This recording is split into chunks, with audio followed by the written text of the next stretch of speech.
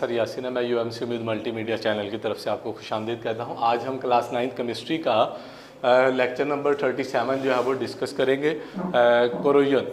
Corrosion is a slow and continuous eating away of the metal by surrounding medium. अगर surrounding medium के ज़रिए लोहे की सतह जो है वो खाई जाए या मेटल की सतह खाई जाए, ख़त्म हो जाए, ऐसे प्रोसेस को हम नाम देते हैं कोरोजन्स का। ठीक है, तो इसमें कोई भी मेटल हो सकती है जिसको जो है वो जंग लग सकता है। It is a redox chemical reaction that take place by the action of air and moisture with the metals. ये असल में बेसिकली रिडॉक्स रिएक्शन है, यानी कि इसमें ऑक्सीडेशन भी होती है और रिडक्शन भी, दोनों प्रोसेस रूनुमा होते हैं। और ये हमेशा जंग लगने का प्रोसेस एयर और मॉइस्चर, नमी, यानी जहाँ हवा और उस हवा में नमी मौजूद है, वाटर वेपर्स मौजूद हैं, वहाँ पर जंग लगने का प्रोसेस बहुत ज़्यादा होता है। अक्सर नहरों के करीब जिन लोगों के घर होते हैं या नाले के करीब घर, वहाँ चूँकि हवा में मॉइस्चर ज़्यादा होती है तो उन लोगों के घरों में लोहे की जितनी चीज़ें हैं या मेटल्स की, उनमें जंग लगने का प्रोसेस नॉर्मल से, आम इलाकों से ज़्यादा होता है। रस्टिंग ऑफ आयरन, अगर कोरोजन मेटल लोहे की हो, यानी लोहे को अगर जंग लग जाए तो लोहे को जंग लगने के प्रोसेस को हम जंगारी या रस्टिंग का नाम देते हैं। Corrosion of iron is known as the rusting. आपने अक्सर देखा होगा लोहे के ऊपर ब्राउन रंग का जो है वो एक तह चढ़ जाती है, पोरस होती है, सुराखदार, वो अंदर तक जाता है जब तक सारा लोहा ना खाया जाए, तो लोहे को जंग लगने का प्रोसेस रस्टिंग जो है वो कहलाता है। Important condition for rusting is moisture and air. मैंने पहले ही बात की कि दो चीज़ें बहुत ज़रूरी हैं, एक हवा और एक हवा में नमी, यानी वाटर वेपर्स हवा में मौजूद होंगे तो वहाँ लोहे को जंग लगने का प्रोसेस जो है वो बहुत ज़्यादा होगा। वो study the chemistry of rusting process की केमिस्ट्री क्या है? बेसिकली दो चीज़ें हैं, एक स्टेंट और दूसरा डन। स्टेन मतलब लोहे का कोई दरवाज़ा है, उस पर धब्बे लगे हुए हैं, उसको हम स्टेन कहते हैं। डेंट, डेंट का मतलब है लोहा कहीं से टेढ़ा मेढ़ा है, कोई दरवाज़ा है उसकी शीट में हल्का सा झुका हुआ है ऊपर की तरफ, अंदर की तरफ, इसको हम डेंट का नाम देते हैं। बेसिकली ये दो वजूहात हैं, धब्बे लोहे पर लग जाएं या लोहे के दरवाज़ों पर जो है वो डेंट मौजूद हो, इन दोनों की वजह से जंग लगने का प्रोसेस जो है वो रूनुमा होता है। On the surface of iron provide the site for process to occur, यानी ये जो है वो जंग लगने का प्रोसेस शुरू होता है अगर ये दो चीज़ों में से एक चीज़ या दोनों चीज़ें लोहे के किसी दरवाजे पर मौजूद हों। लेट फ़र्ज़ करें ये लोहे का एक दरवाज़ा है, इसमें यहाँ पर धब्बे मौजूद हैं, दाग मौजूद हैं, तो ये जहाँ दाग मौजूद होते हैं उस जगह को हम नाम देते हैं एनोडिक रीजन। ये हिस्सा जो है जहाँ डेंट आ जाएँ, दाग आ जाएँ, वो एनोडिक रीजन जो है वो कहलाता है। ओवरऑल रिएक्शन, ये जो एनोडिक रीजन है इसमें रिएक्शन क्या होता है, यहाँ पर जैसा कि आप देखें इस शक्ल में मैंने रिप्रेजेंट किया, ये लोहे का एक पीस है, ऊपर पानी की एक मॉइस्चर की तह मौजूद है, ये जहाँ पर जंग लगने का प्रोसेस शुरू हो रहा है लोहे का, इसको हम एनोडिक रीजन का नाम देते हैं। यहाँ आयरन के मेटल्स क्या करते हैं, इलेक्ट्रॉन लूज़ कर देते हैं।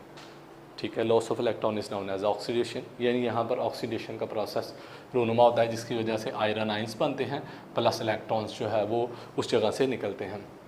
लॉस ऑफ इलेक्ट्रॉन, अब जब किसी भी मेटल के किसी जगह से इलेक्ट्रॉन रिलीज़ होंगे तो उस मेटल को डैमेज होगा, उस एटम की स्ट्रक्चर जो है उसको डैमेज होना शुरू हो जाएगा, वो ख़त्म होना शुरू हो जाएगा। Electron move through the iron sheet, ये पूरा लोहे का एक फ़र्ज़ करें शीट है, दरवाज़ा है, इलेक्ट्रॉन एनोडिक रीजन से निकले, अब ये पूरी शीट के अंदर जो है वो इलेक्ट्रॉन, उस पूरे दरवाज़ा है तो दरवाजे के अंदर खिड़की है तो पूरी खिड़की के अंदर इलेक्ट्रॉन मूव करते रहते हैं।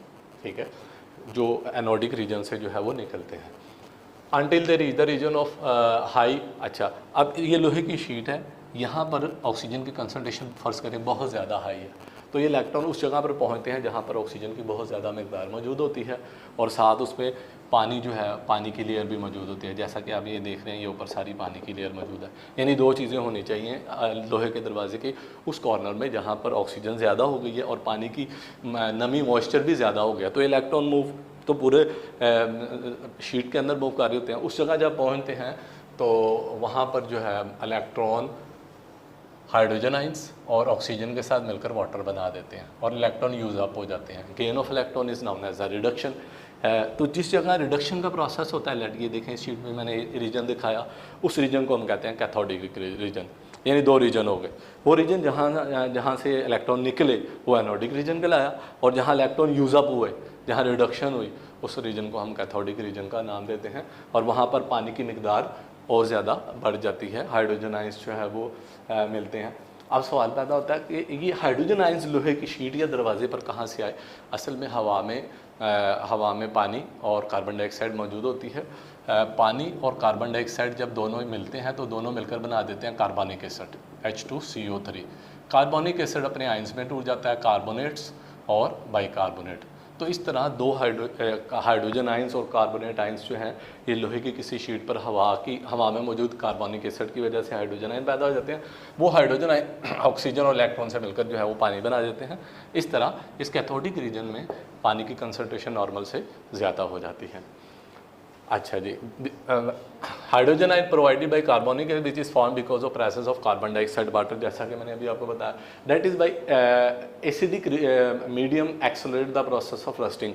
अच्छा, क्योंकि हवा में कार्बोनिक एसिड हाइड्रोजन आयन मुहैया कर रहा है, इसका मतलब किसी जगह भी एसिडिक रीजन आ जाए, कोई भी एसिड की कंसनट्रेशन ज़्यादा हो जाए तो वो एसिड हमें हाइड्रोजन आयन प्रोवाइड करेगा, जिसकी वजह से उस शय पर जंग लगने का प्रोसेस जो है वो बढ़ जाएगा। ओवरऑल रिएक्शन क्या होता है, आयरन प्लस ऑक्सीजन मिलते हैं हाइड्रोजन आयन की मौजूदगी में और वाटर बनाते हैं।